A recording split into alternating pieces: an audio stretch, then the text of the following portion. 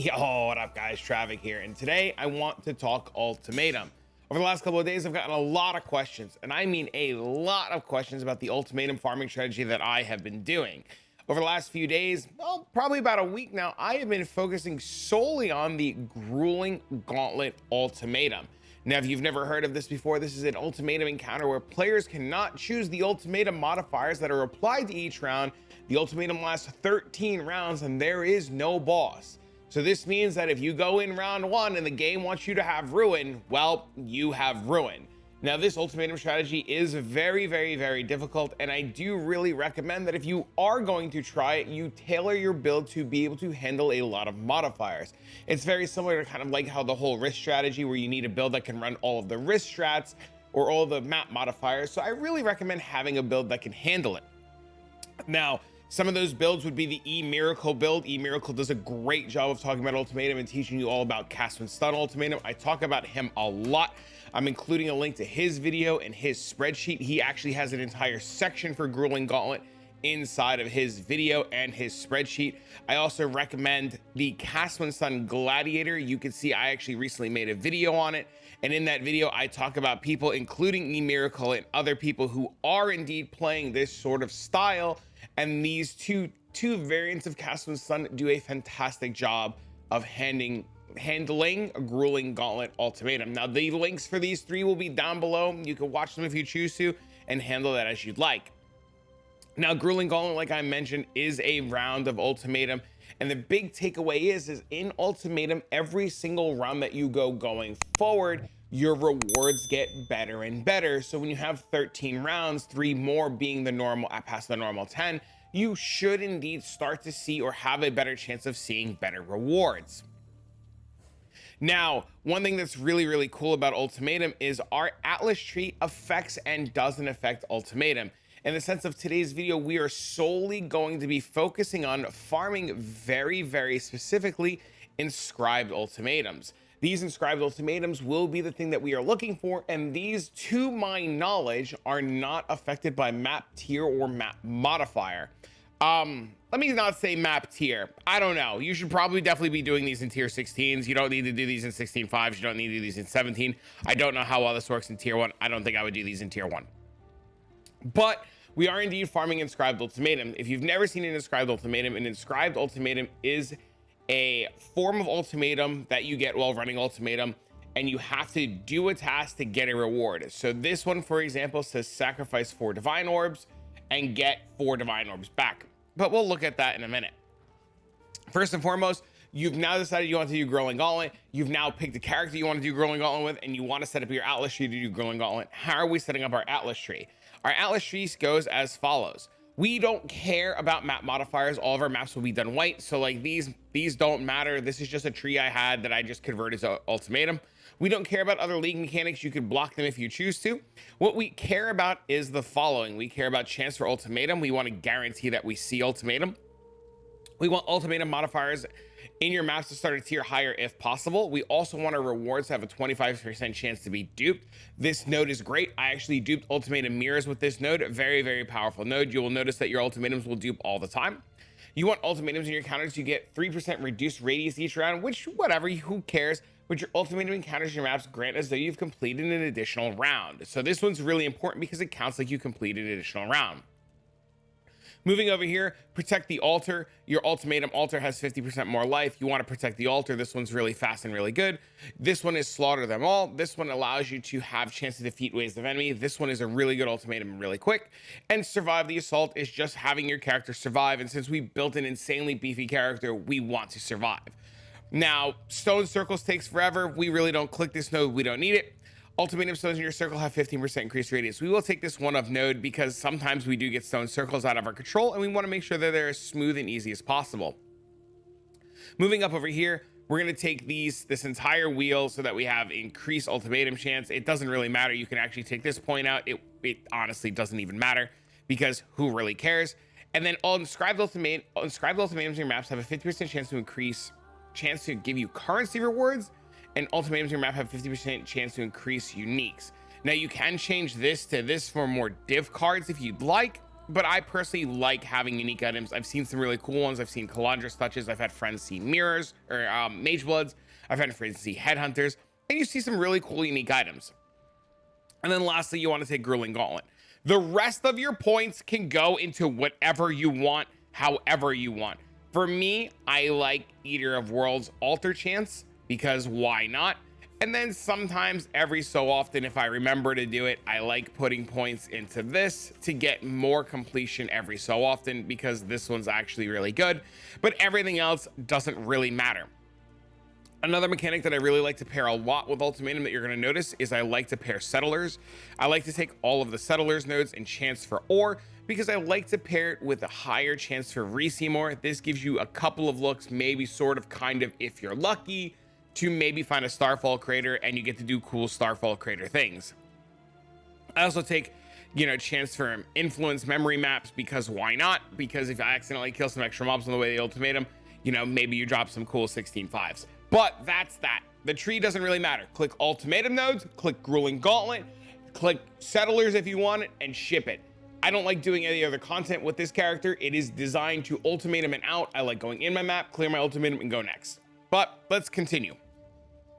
As far as what we will be doing inside of our maps, we will be running white tier 16 maps. I have a whole lot of dunes. I like dunes. Dunes are where all my cards are scried, so that's what we're going to be working with. We're going to be using 2 Ultimatum Scarabs of Bribing. This will allow us to complete 2 additional rounds. So round 1 will start as round 5, because we've already completed 2 rounds. So it's a really, really strong Scarab, and they're really not, like, if I were to bring these Scarabs really quick with me to fastest, they're really not worth too much. These Ultimatum Scarabs of Bribing in terms of chaos are like 3C each, and in terms of divine, they're about 154 to a div, which is not too bad at all. We will also be using another Ultimatum Scarab that says Ultimatum encounters in your reward offer Catalyst. We want to make sure that we are only offering Catalyst, and there's a reason for this. Now, this is another Scarab that we're going to be using a one of. This one's not too bad either. You can actually get these. These are about 5 to 4, so about 5 for 4 divines. And we actually swap this to chaos. It's a little bit cheaper. They're about 120C each. Before you ask, yes, it's worth it. Yes, I know they're expensive. Yes, you should be buying them. And if you've made a character to do Grueling Gauntlet Ultimatum and you're asking me about 120C Scarab, bro, you just spent like 800 divines to put a character together. You mean you can't tell me you spent 120C in a Scarab? The reason why we use this Scarab is it converts all of our offers in the Ultimatum to Catalyst. Because what we're going to be doing is we're going to be converting all Catalyst to Inscribed Ultimatums, and that's kind of like the wombo combo. So we use the last Scarab we use is the Inscription Scarab, and they're about 187 to a div. Now, to recap, we are going to be using 2 Ultimatum Scarabs of Bribing, and this will make us start on like theoretical round 5. We're going to be turning all our rewards into Catalyst, and then we're going to be turning all of our Catalysts into Inscribed Ultimatums. We do not need the boss Scarab. We will not be doing the boss. Grueling Gauntlet takes away the boss. We will not be running anything on the map device, and we will be running the map white. Recap. Inscribed Ultimatums, to my knowledge, are not affected by map modifiers.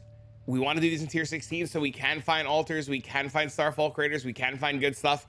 And to my knowledge, only Catalysts are affected by quantity on the map. So since we're only farming Inscribed Ultimatums, it doesn't really matter.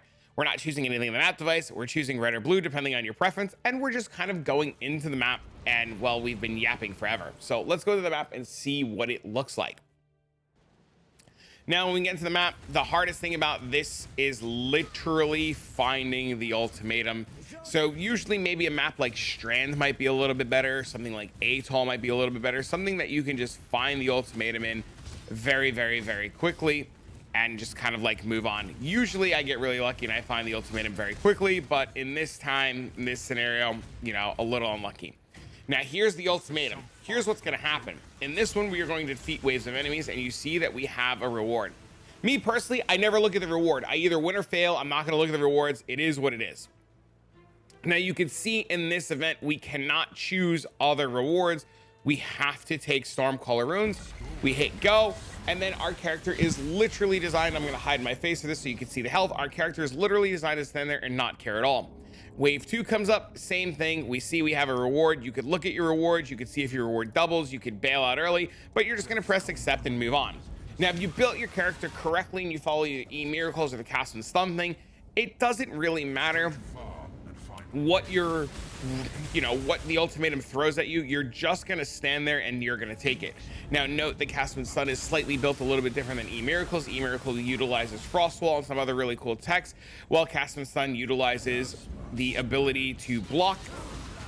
I believe E-miracles build has the better of the sustain, but this build will die if you get less recovery, miasma 4, bone saws, and the ring of fizz damage around. You need all 4 of those at the same time, which is an anomaly, and that will kill you.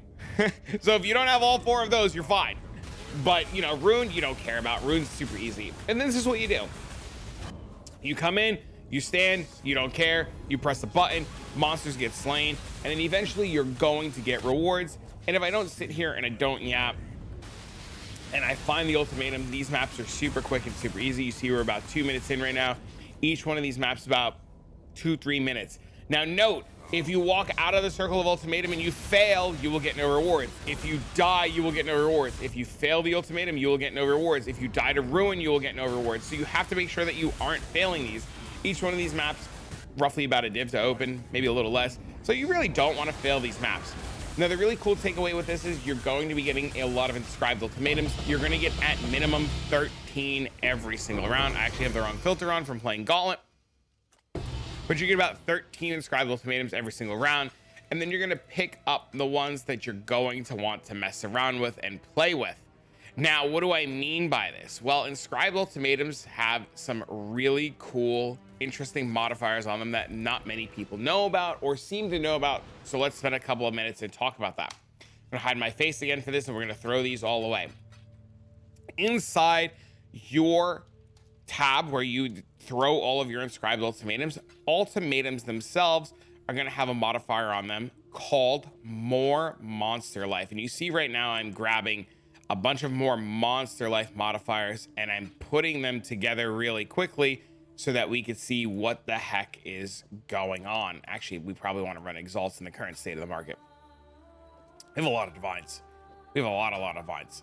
So what are we looking at? We're looking for more monster life 30%. We could see that here. We saw that I actually wrote down 30% more monster or more. So we see 30% more monster life. More monster life is the modifier on the ultimatum that tells us what tier that we have. There's no monster life modifier. There's 30% monster life modifier. There's 70% monster life modifier. There is a 120% monster life modifier, and there is a 200% monster life modifier. More monster life on your inscribed ultimatum means better rewards. As you can see here, this 200% more monster life ultimatum will give us our tier zeros. This will be 200% more monster life is where you find your mirrors, your mage bloods, your squires, your calandrous touches, your headhunters, your mage bloods, and all those really cool jazz, and a lot of really cool div cards. 120% more monster life is where you're gonna find your divine orbs, very specifically your 8 stack of divine orbs. So you can see we have a bunch of 4 stacks right now. But your 120% more monster life will be where your 8 stack of divine orbs are. You'll also find your 7 years bad luck and some other really good cards on 120% more monster life. Your 70% more monster life, you'll find huge stacks of exalts. You'll find, annulment orbs. You'll find 4 stacks of divines. You'll find other really cool, valuable div cards. Your 30% more monster life is where you're going to find your 1 divine orb, a couple of exalts, and just pretty much very small things that you're going to want to take. Now, not all of these are going to be good. You're going to see a dab of ink, not very good. Ephemeral Edge, currently in the state of the not very good. Prism Guardian, the Ethereal, Lucky Deck.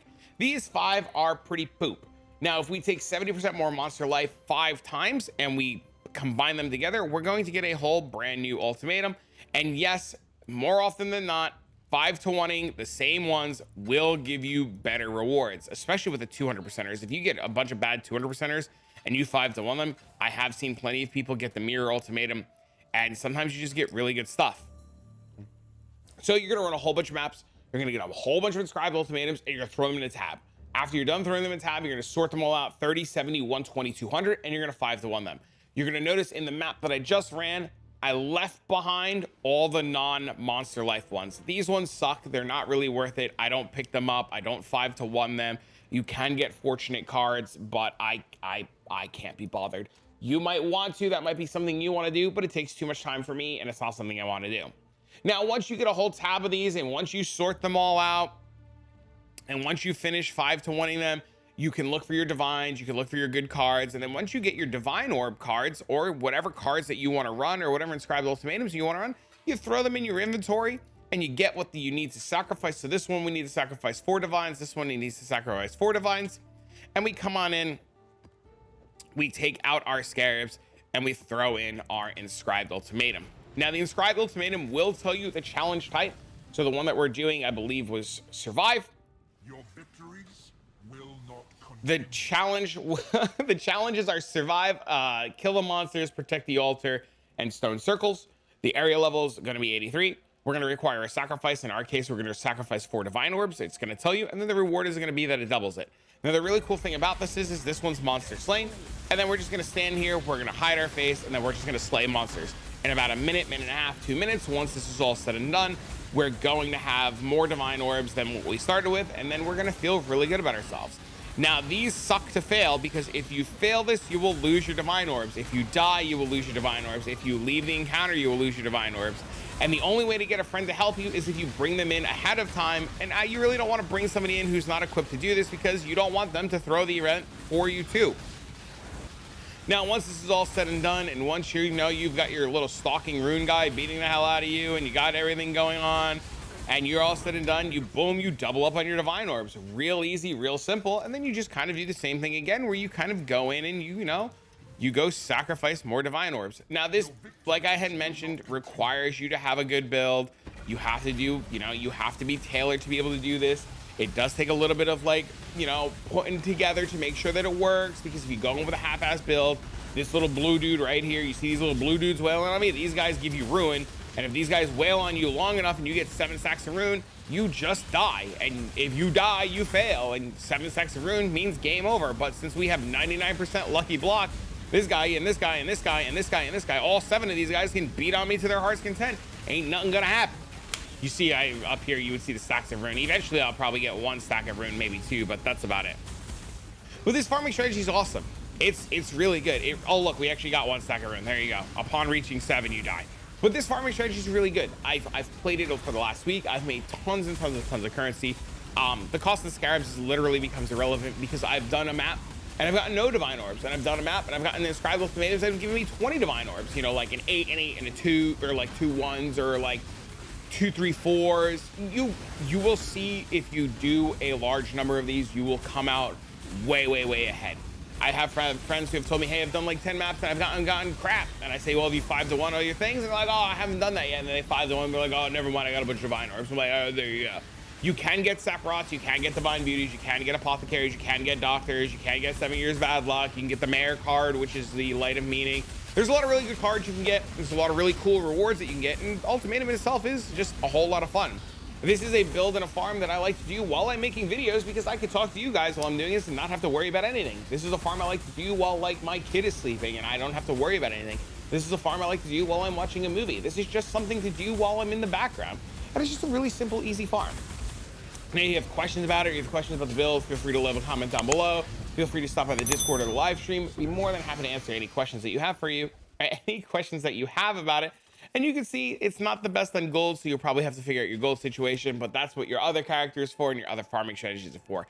But for now, friends, I'm gonna give this video out to you guys. And like I said, if you have any questions, don't hesitate to leave a like, a comment, and do all that fun YouTube jazz. It really helps the video out a lot. And if you made it this far in the video, I really appreciate you. But for now, friends, I'm gonna give this video out to you guys, and I'll see you all in the next one.